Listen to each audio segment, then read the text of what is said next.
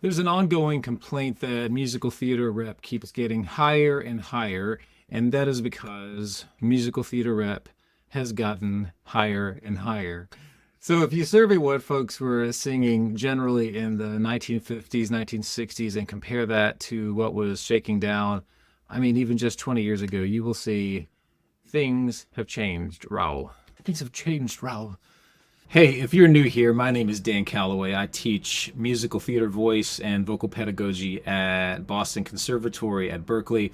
25 years of experience on equity stages and 15 plus years of teaching in top musical theater programs. So back to the video. It's like when a runner breaks a world record, humans want to see how much faster they can run, and it's the same with singing.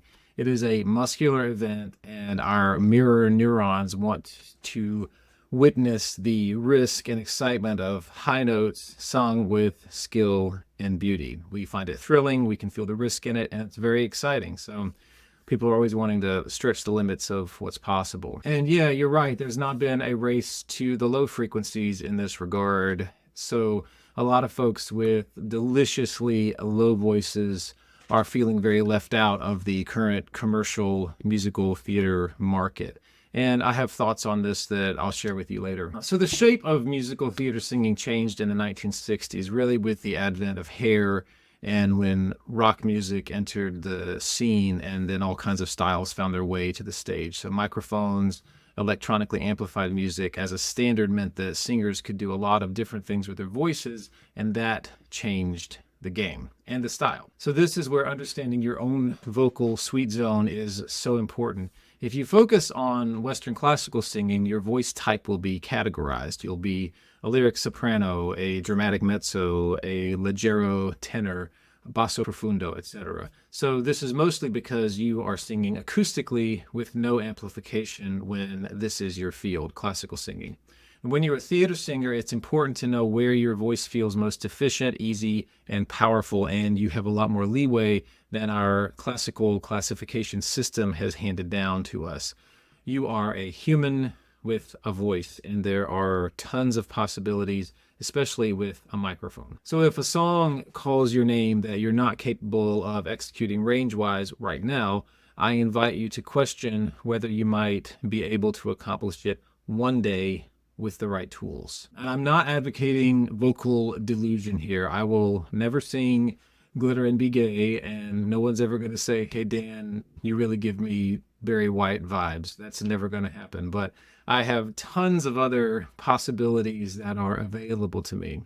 I want you to understand that your voice is full of potential and possibility, and just like regular yoga practice will get you bending in ways you never thought possible, regular systems of vocal practice will change your very identity as a singer and a storyteller. You will sing into new ways of making sound that your ego doesn't even have a name for right now. It's a very disorienting, uncomfortable, and liberating experience, and I want to invite you into that, making these really unfamiliar sounds that will open up new possibilities for you. And of course, this skill will also open up all kinds of possibilities for you in the kind of work that you do. So real quick, some basic understanding of anatomy and physiology will help you out here. So lower pitches, that means thicker, shorter vocal folds.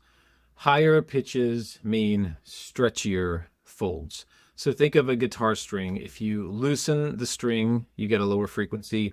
If you tighten the string, you have a higher frequency. So, hey, those are looser, lower folds. And then if I have, hey, hey, those are going to be stretchier events, okay? Yeah, your vocal folds are vibrating bodies like the guitar string. Looser or shorter equals lower pitch. Tighter or longer equals higher pitch. And there are also different ways of singing different frequencies. So different modes and registers where the same pitch happens with different coordinations, okay? So I can sing ah, or I can sing ah. So two different modes there, all right? Same frequency. There are also different vocal tract configurations in which pitches can happen. So vocal tract just means the space from your folds to the opening of your mouth or end of your nose, depending on where the air is coming through. And there are thousands, literally thousands of possibilities for shaping that and the sounds you can make. Another principle to remember is that pitch happens inside your larynx.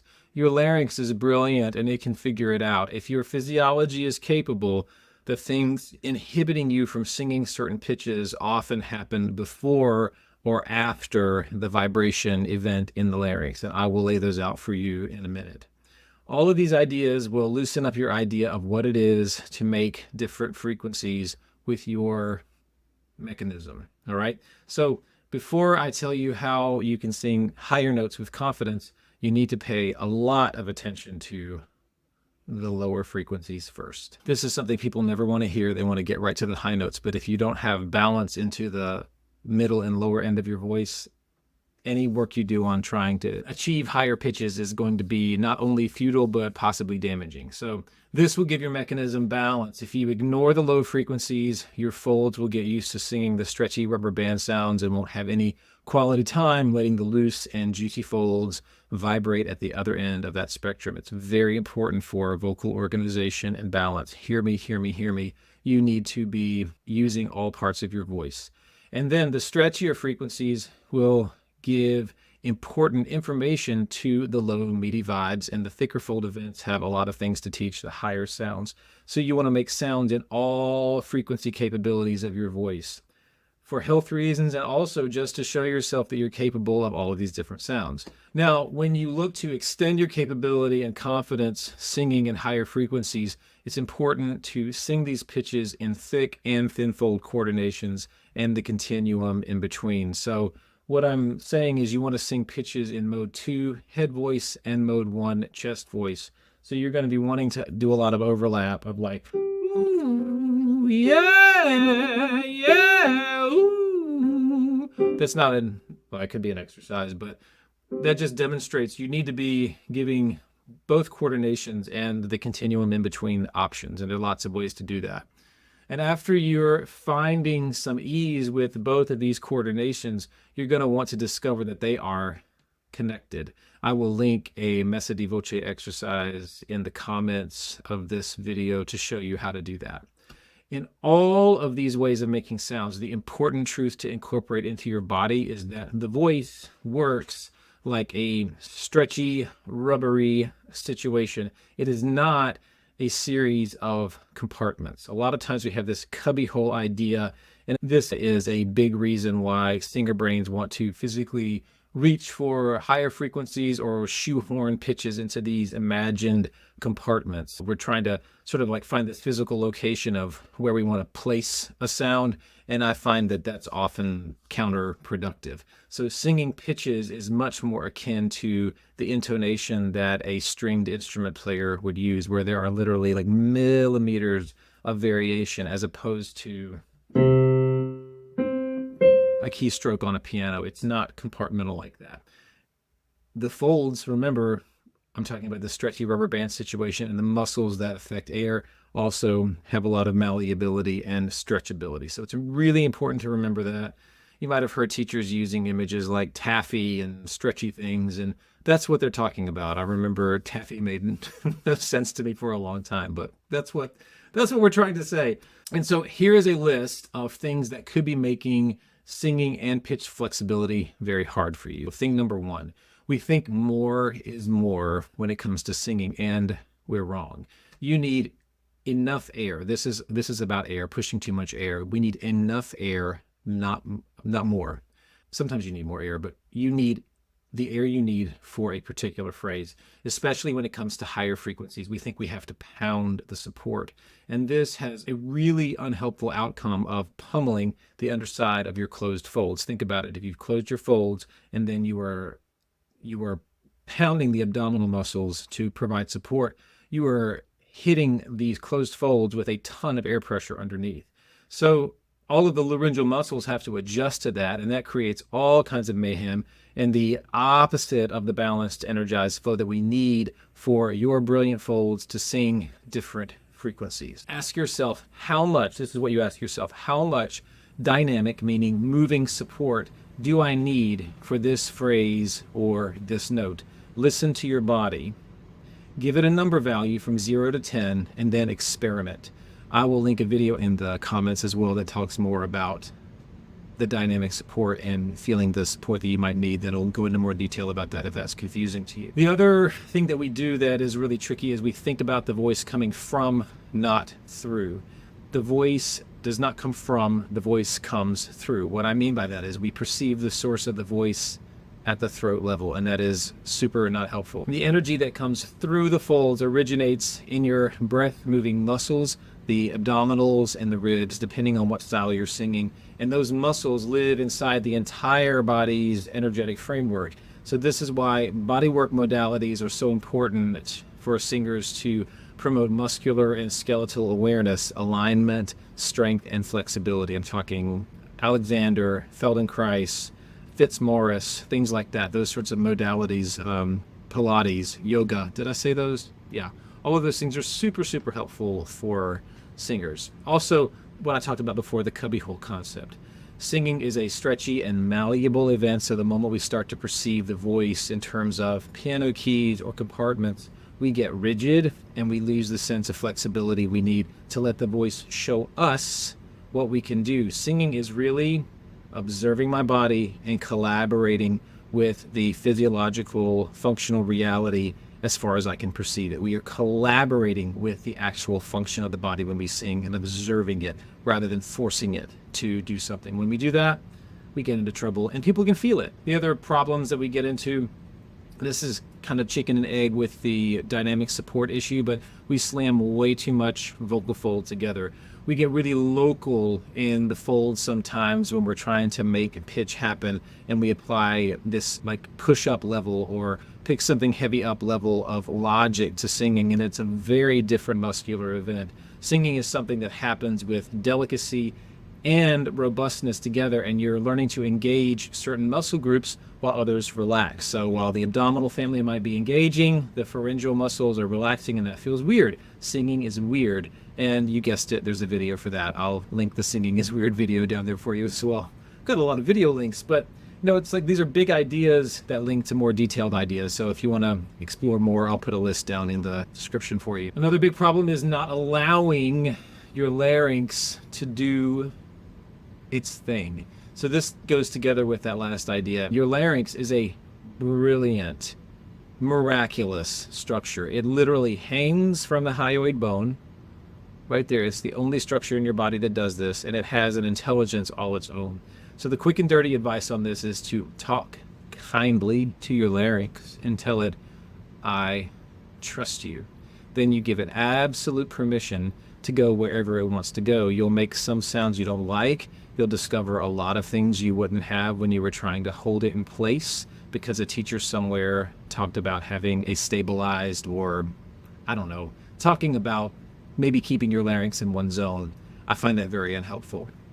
If you are singing, you are moving, and your larynx should be like a buoy on the water, able to respond expertly to the breath energy that you are providing. As a general rule, I tell my larynx that he can elevate if he wants to when I'm singing higher pitches. So experiment with this. And what I mean by this is, I'll give you a quick demonstration. So if I sing from G to G, if I go, I'm gonna let my larynx really float up. I'm giving it permission. If I'm determined to keep my larynx in one location,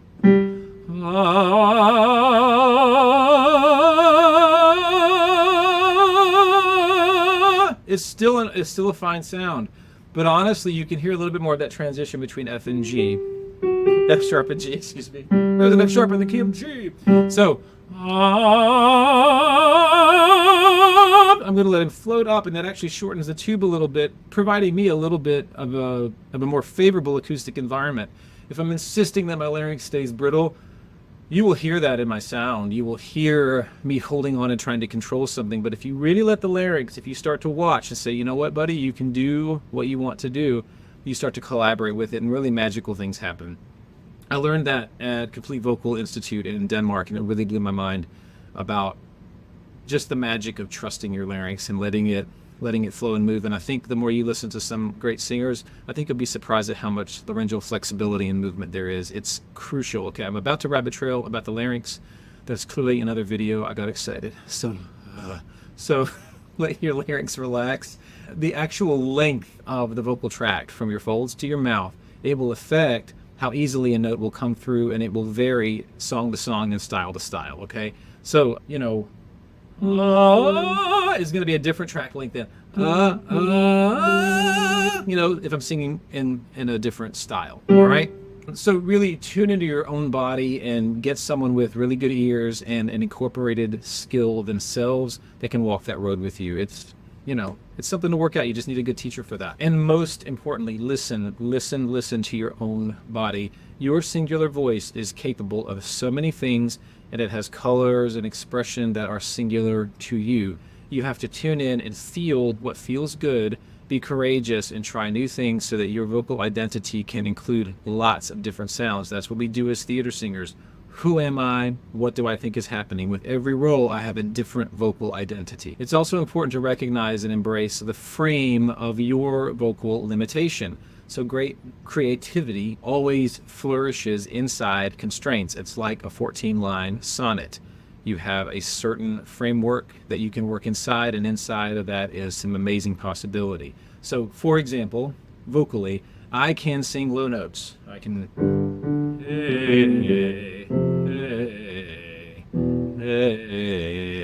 That's an E. But if I hear a bass baritone just talk, I know my voice is a different instrument than that. I will never have the power and resonance and leverage in lower frequencies that they would have. So therefore, I lean into what my voice enjoys doing, and we all have different sounds to contribute to the choir. Yeah, so remember, everybody's got different giftings, and your voice, let's really major in what is singular and beautiful about your instrument. But now back to the question from the beginning of this video. Since the current commercial musical theater celebrates and features a lot of higher pitches in many instances, what do you do when your sweet spot is in the low zone and doesn't coincide with what the market is currently doing? First of all, if you want to work in the commercial musical theater, ask yourself, how much can you bring your skills into the middle of that Venn diagram? How much range can you stretch into while feeling like it's comfortable and true to how you want to express as an artist? I often say that if you're a baritone with range extension, that is vocal gold, because you have the leverage in your lows and access to the top. So that's a pretty terrific situation if you're wanting to sing as a lower voice in the current musical theater market as we see it. So secondly, if you truly feel like your skill set doesn't have a lot of overlap with market demand, where can you use it where you'll feel artistically fulfilled? What styles do you love to sing, and what musical rep is actually out there that you can specialize in? So the thing is, having a truly sparkly low voice is rare, and if you do it well, you will stand out in the market and be known for your ability. And this is very simple as well. No one wants to hear it, but it is the absolute truth. How can you choose yourself? If you want to sing and share the sweet zone of your voice, get a musical director you know and trust, make a show, and invite folks. I'm serious. I am getting more and more passionate about this and helping artists to find ways to have autonomy in their artistic expression and create things that give them an opportunity to share what they really want to share and also make some money doing it. So if you're interested in exploring that yourself, reach out to me, because I want to help you do that. So make ways to share your voice that you are in control of, and you won't be as tempted to be angry at market trends that tend to skew to high scrolt and beyond. To high scrolt and beyond. I'm thinking, I was reading a Buzz Lightyear story last night, so he's in my head. But listen, always reach out if you have questions. Also, I'll put those video links in the description. And if you are curious about when I talked about the continuum of how to get your voice to talk well with each other, so from that mode 1 to mode 2 continuum, I've made a video for that with a really simple exercise that you can work on. So I will put that here in the video corner somewhere for you to click on, and you can go there and learn that exercise, like a 7-minute video. and you get to hear me crack all over the place. It's fun. And yeah, in the meantime, just remember, seriously, there is objectively only one you, and folks need to hear the story that only you can share. Seriously. I need some water. All right. Love much, and go sing.